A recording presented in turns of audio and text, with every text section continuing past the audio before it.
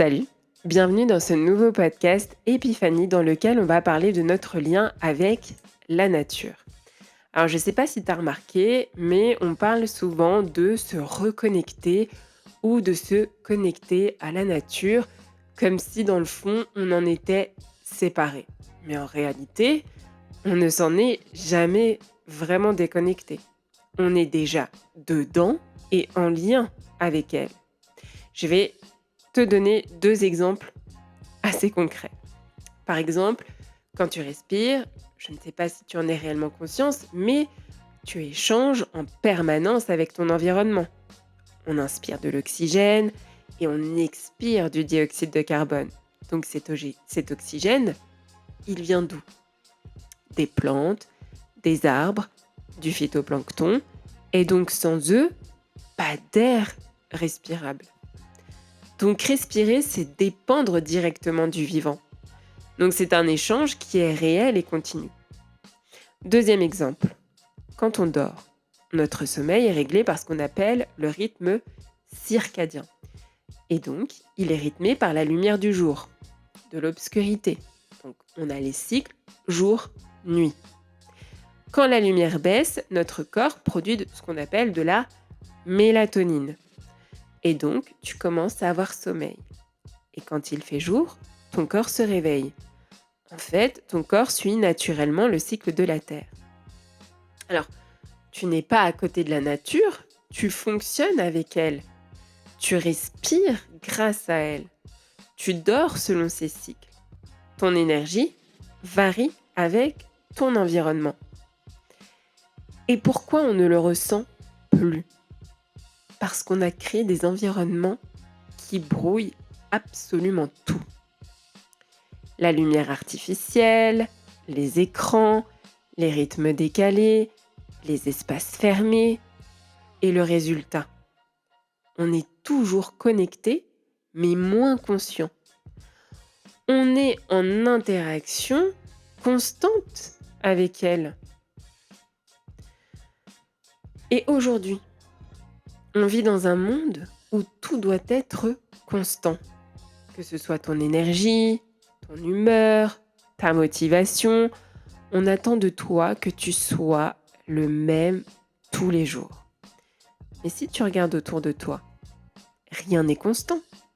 Un jour il fait gris, le lendemain il fait soleil, les saisons changent, la lumière change et toi aussi tu changes. Mais pourquoi on a appris à ignorer ça? Parce que notre société s'est construite à contre-rythme du vivant. À la base, l'être humain est très relié au cycle naturel, comme ceux des saisons, de la lumière, du corps.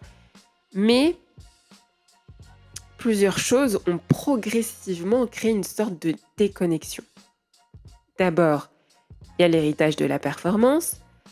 Avec les révolutions industrielles, on est passé d'un monde rythmé par le soleil et les saisons à un monde rythmé par l'horloge et la productivité.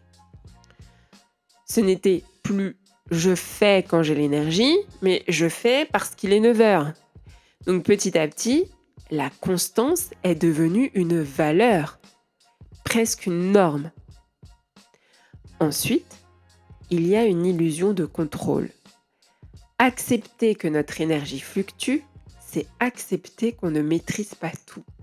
Et ça met hyper mal à l'aise. Alors on a appris à lisser, à uniformiser, à tenir le cap, même quand intérieurement ça bouge. Il y a aussi l'éducation et le cadre social. À l'école, au travail, on valorise celui qui est régulier, stable, fiable, mais souvent au détriment de celui qui fonctionne par cycle. On ne nous apprend pas à écouter nos variations, mais à les corriger. Et puis, il y a une peur qui est un peu plus subtile, celle du vide ou du ralentissement. Les moments bas, les périodes de fatigue ou de repli, ils sont souvent perçus comme des problèmes à régler. Alors que dans la nature, Ce sont juste des phases qui sont nécessaires. L'hiver, ce n'est pas un échec du printemps. En fait, dans le fond, on n'a pas vraiment appris à ignorer. On a surtout appris à ne plus faire confiance à nos rythmes naturels parce qu'ils ne rentraient pas dans le système.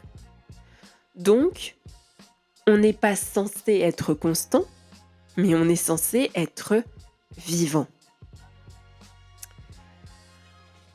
Ton corps réagit déjà à la nature. Donc, comme je te disais, la lumière influence ton sommeil, le manque de soleil, mais aussi le manque de sommeil. Et le manque de soleil peut jouer sur ton moral, la météo peut impacter ton énergie. Donc parfois, tu vas te sentir fatigué, sans raison claire. Parfois, tu te sens bien, sans aucune explication. Mais si ce n'était pas sans raison?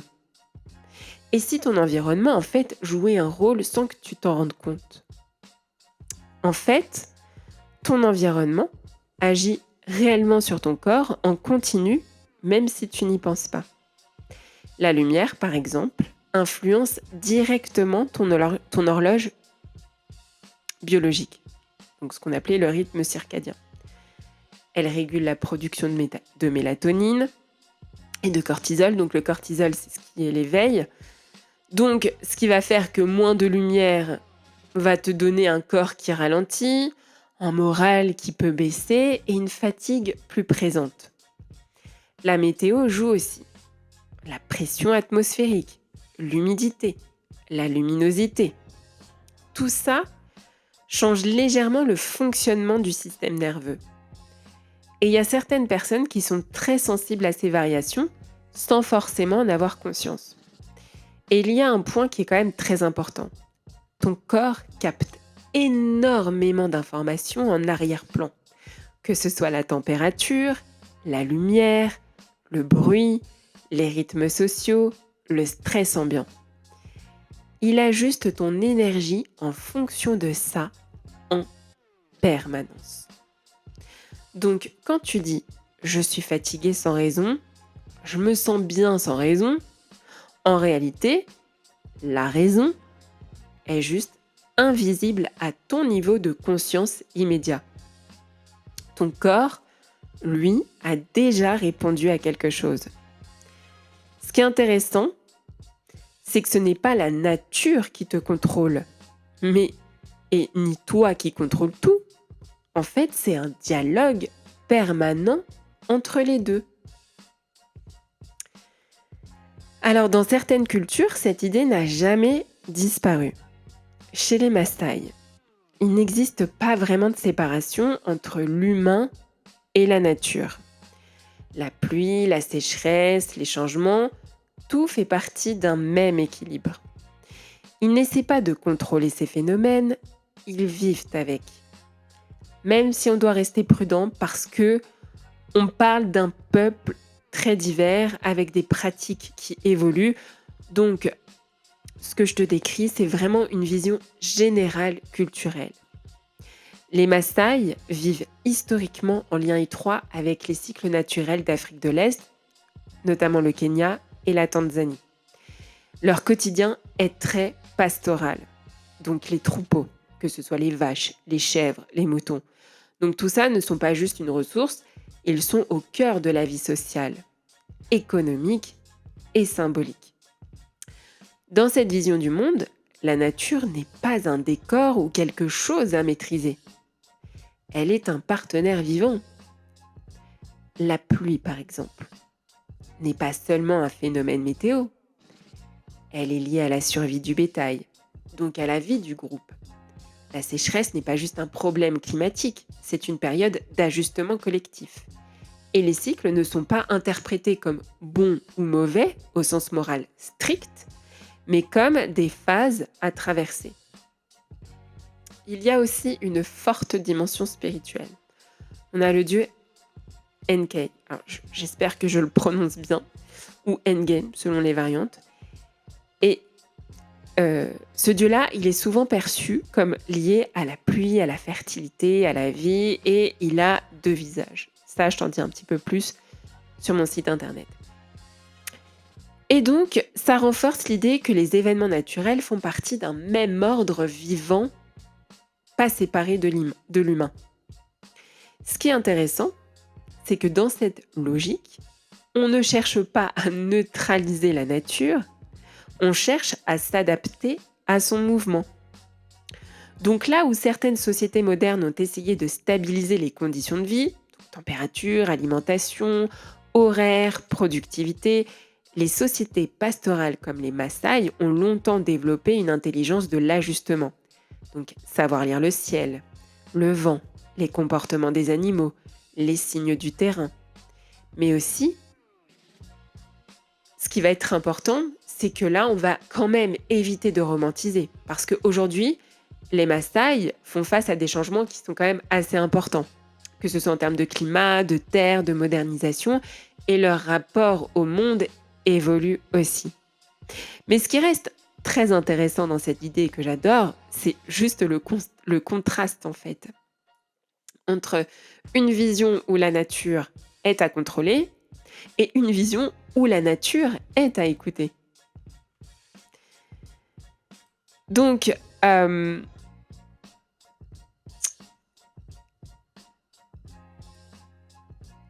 trouve que ça change la manière de voir les choses. Parce que ça veut dire que les événements ne sont pas séparés, ils font partie d'un même équilibre et nous, on est à l'intérieur de cet équilibre.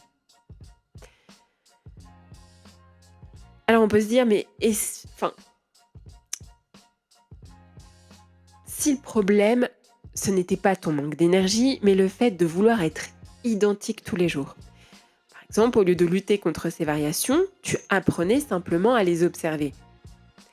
Le déclic ne vient généralement pas d'une idée brillante ou d'une prise de conscience soudaine. Ce déclic, il va venir plutôt d'une expérience vécue qui contredit ton automatisme. Parce que le vrai blocage ici, ce n'est pas intellectuel, c'est un réflexe qui peut être aussi parfois inconscient, mais qui est intégré.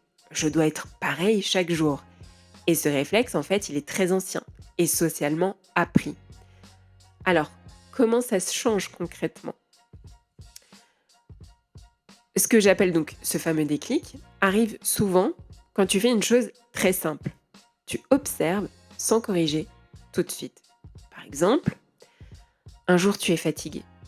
Au lieu de forcer, tu fais un peu moins. Et tu remarques quoi ? Que rien ne s'écroule. Ton monde ne s'effondre pas. Tu restes fonctionnel malgré tout. C'est là que quelque chose bouge. Pas parce que tu as compris une idée, mais parce que ton corps a enregistré une nouvelle preuve. Je peux varier et continuer d'exister correctement. Il y a aussi un autre déclencheur important. Nommer ce que tu vis sans le juger. Au lieu de dire « Ah non mais je suis nulle aujourd'hui », non, tu dis « Aujourd'hui mon énergie est basse ». Juste ce changement de langage peut te paraître vraiment petit ou léger, peu importe, mais en fait, il désactive progressivement l'idée de problème à réparer. Et enfin, le déclic vient souvent d'une comparaison simple avec la nature elle-même. Tu ne demandes pas à l'hiver de produire comme l'été, mais tu t'autorises rarement à appliquer cette logique à toi. Donc en réalité,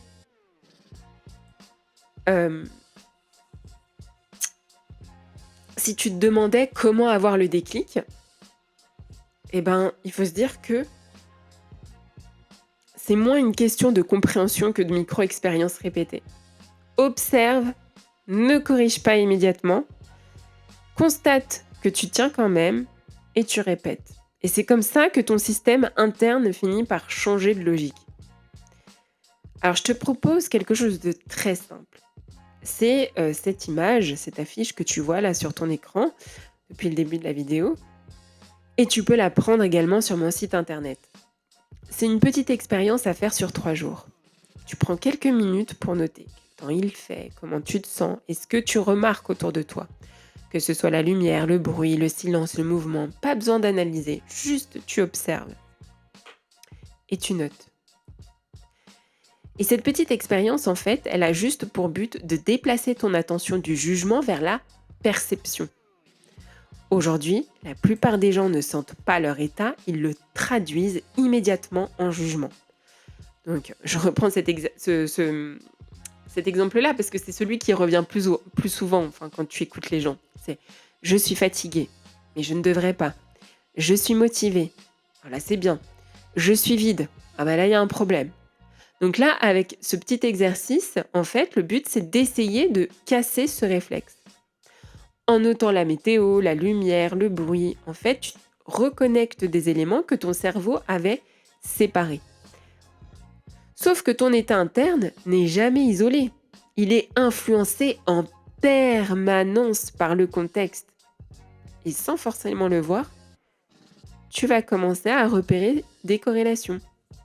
Ah bah une lumière faible, une énergie plus basse, une agitation extérieure, un mental plus dispersé, un silence, un retour au calme. Alors, c'est absolument pas magique, c'est juste de la reconnaissance de patterns. Donc, quand tu ne cherches pas à comprendre ou à analyser, ton système nerveux se détend.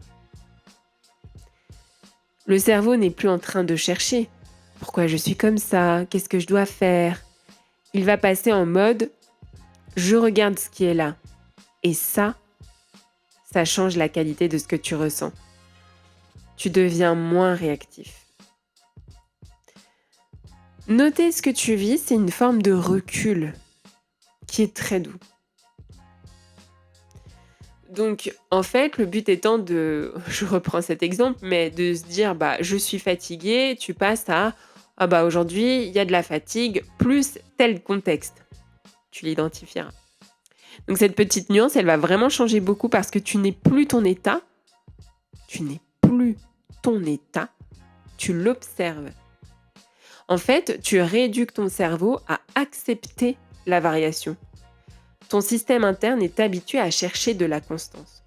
Donc cette pratique, en fait, va apprendre à ton cerveau autre chose que la variation est normale et lisible. Et paradoxalement, plus tu acceptes la variation, moins elle est vécue comme instable. Donc c'est pas juste un exercice d'écriture ou un petit truc qu'on écrit puis voilà.